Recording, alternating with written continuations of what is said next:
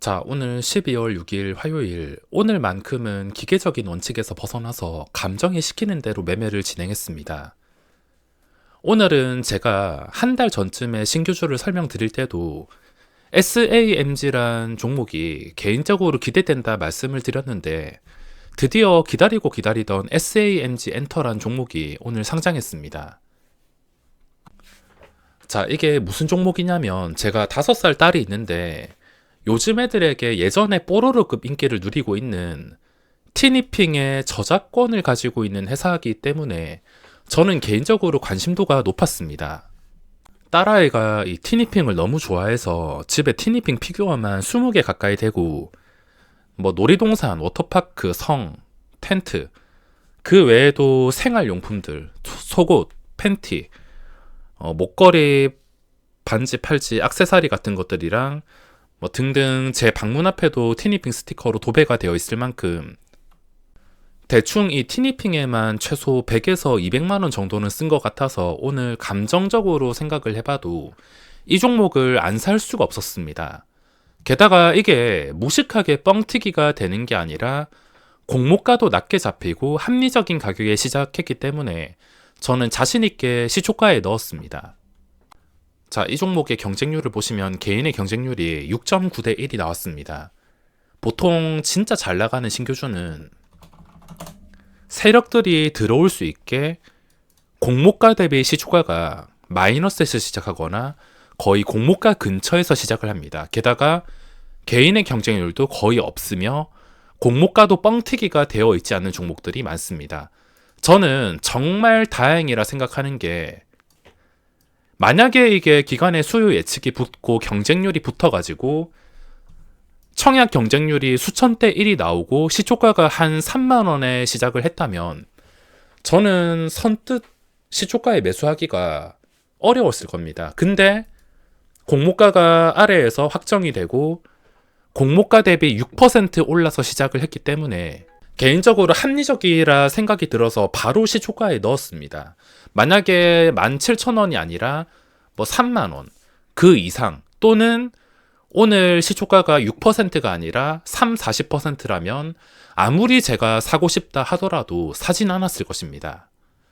어떤 종목이 있으면 합리적이다 싶은 자리를 찾아서 그 합리적인 자리에만 넣을 생각을 해야 되며 합리적이지 않다면 아무리 좋다 하더라도 종목의 사랑에 빠질 필요가 없습니다. 만약에 제가 자녀가 없었고 티니핑을 몰랐다면 오늘같이 감정적으로 매매를 해서 20%대 수익을 올릴 수가 없었으며 그냥 지나가는 종목 중 하나가 되었을 텐데 오늘 장 끝나고 티니핑 장난감이나 한 개 더 사러 가야겠습니다. 자, 오늘의 증시 상태를 보면 최근 외국인이 평소와 다른 움직임을 보여주면서 연속 3거래일째 매도가 나오고 있습니다. 게다가 어제 나스닥까지 좀 신경 쓰일 만큼 2% 정도 떨어졌는데 지금 다우와 나스닥은 멀쩡합니다. 뭐 얼마든지 산타 랠리로 이어질 수 있는 추세라서 뭐 추세는 별 걱정이 안 되는데 어려운 게 우리나라 증시. 외국인 손에 달렸으며 지금 최근 평소와 다른 수급이 발생한 시점부터 저는 지수에 대한 기대감을 포기하는 게 낫다고 판단을 했습니다. 금투세가 유예가 되면 좋겠지만 만약에 금투세가 시행이 된다면 더욱더 변수가 많아지고 복잡해지기 때문에 안 그래도 유동성이 말라버린 지금 시장에서 큰 기대는 하지 않고 그냥 매일 나오고 있는 특이 종목에서 거래가 몰리는 종목에서 매매하는 게 제가 할 수 있는 전부입니다. 오늘 코스피에서는 거래 대금이 나오지 않았습니다. 새로운 종목이 아쉽게 나오지 않았으며 오늘 신규주에서 SAMG 엔터 쪽에서 1,600억 정도 거래 대금이 나왔습니다. 이 정도 분위기에서 거래 대금이 생각보다 많이 나오지는 않았습니다. 오늘 거래 대금이 한 2,500억 정도가 나왔다면은 또 시간의 거래에 흘러내리더라든지 내일 눌림에서 활용을 할 텐데 생각보다 거래 대금은 많이 나오지 않았습니다. 지금도 마지막에 흘러내릴까 말까 하고 있는데 몸통만 살아있다면 또 활용할 수가 있으므로 신규주는 첫날의 캔들이라든지 거래 대금이 정말 중요합니다. 첫날부터 윗골이 아주 길게 달려서 몸통도 없이 마감을 한다면 그 다음에 계속 신저가를 쓰면서 흘러내릴 수가 있기 때문에 오늘 중요한 것은 이 몸통이 어느 정도 유지가 되어야 한다는 점이며, 다른 종목을 보면 모아 데이터는 최근 시장에서 많이 움직였습니다. 많이 움직이면서 윗골이, 이런 종목들은 별로 신경 쓸 필요 없으며, 그 밑에 종목들은 아쉽게도 거래대금이 완전히 말라서 비싼 거래세를 내면서 할 수 있는 게 많이 없습니다.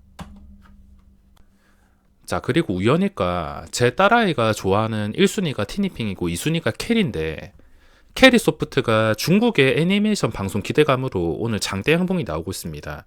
근데 뭐 완전한 첫 출발도 아니고 이미 제가 봤을 때는 다 움직여 놓은 상태이기 때문에 뒤따라갈 생각은 없고 그냥 거래대금이 새로 나오는 종목을 기다리는 수밖에 없는 것 같습니다. 모레 목요일에 선물옵션 동시 만기일과 그리고 금투세 결정, 또 CPI 발표까지 이벤트가 많아서 그런지 지금 시장은 다시 관망세로 돌아서서 유동성이 완전히 말라버렸습니다. 거래대금도 다시 초라한 상태로 돌아갔는데 얼마 전 분위기와 완전히 다르게 지금 관망세로 돌아섰습니다. 그리고 증시가 뭔가 안 좋아진다 싶을 때는 시장의 종목이 많이 줄어듭니다. 분명히 이게 일주일 전만 하더라도 삼천당 제약이라든지 포스코 엠텍이라든지 대보 마그네틱 종목들이 쏟아졌지만 보시다시피 거의 대부분의 종목들이 일회성 종목들, 그래서 줄 때 먹는 게 중요하고, 만약에 당장 내일이라도 종목이 나온다 하더라도 그냥 일주일 이내에서 빠르게 내 그릇만큼만 먹고 신경을 끄는 게 지금 시장에서 수익을 낼 수 있는 해결 방법입니다. 자, 그리고 당장에 할 게 없고 지금 시장이 애매하다 싶으면 항상 체크를 하는 것이 신용잔고랑 시가총액 상위 종목인데, 신용잔고가 신경을 끄는 사이에 다시 늘어나고 있습니다. 유동성은 말라 비틀어져서 더 이상 늘어나지 않고, 이 상승장이 왔다 하더라도 실제로 거래대금은 그렇게 많이 늘어나지 않았습니다. 평균적인 거래대금이 늘어나야 되는데 뭐 잠깐 하루 이틀 정도만 거래가 늘어날 때는 있지만, 늘어나고 나서 그게 유지가 되지 않는다는 것은 증시에 새로운 자금이 없다는 것이며 그냥 단순한 기술적 반등의 움직임이라고 해석을 할 수가 있으며, 이런 아주 단순한 증시가 완전히 살아나는 것도 아닌데 신용잔고는 오히려 늘어났습니다. 16조까지 갔던 게 지금은 17조 원. 그러면 안 되겠지만 만약에 금투세 도입과 함께 증시가 무너지게 된다면 금투세라는 새로운 변수가 생긴 것이기 때문에 그 뒤부터는 신용잔고를 함부로 예측할 수 없을 것 같습니다. 만약에 금투세 도입으로 빠져서 신용잔고 바닥 매매 기법으로 매매를 하려 한다 하더라도 쉽게 손이 안 갈 것이며, 빠지면은 예전처럼 한 단계가 아니라 뭐 두세 단계가 한 번에 빠지던지, 예를 들어서 최근에 예상을 했던 신용잔고가 16조에서 17조면은 이제 증시가 빠졌을 때 바닥을 예측하는 신용잔고 구간은 16조가 아니라 최소 14조 원. 누구나 처음 겪는 금투세라는 변수가 생길 가능성이 있어서 나중에 다시 증시 상태를 보고서 체크해야 될 것 같습니다. 뭔가 애매하고 어렵다 싶을 땐 시가총액 상위를 봐야 되는데, 삼성전자가 황금선을 깼습니다. 단순하지만 아주 강력한 선이므로 황금선을 깰 때는 하락의 시작 또는 다시는 회복하지 못할 선이 될 수가 있으므로, 다시 여기서 회복해 준다 하더라도 어려울 것이며, 회복이 안 되면 더 문제가 될 수 있기 때문에 지금 종목들이 별로 좋지는 않습니다.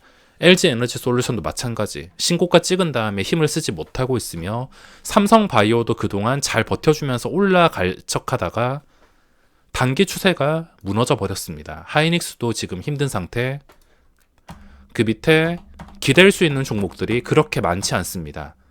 잠깐 한두 달 정도 반등하는 척하다가 결국에 계단식으로 위협을 하고 있는데, 얼마 전까지만 하더라도 좋았던 분위기가 좀 힘들어졌습니다.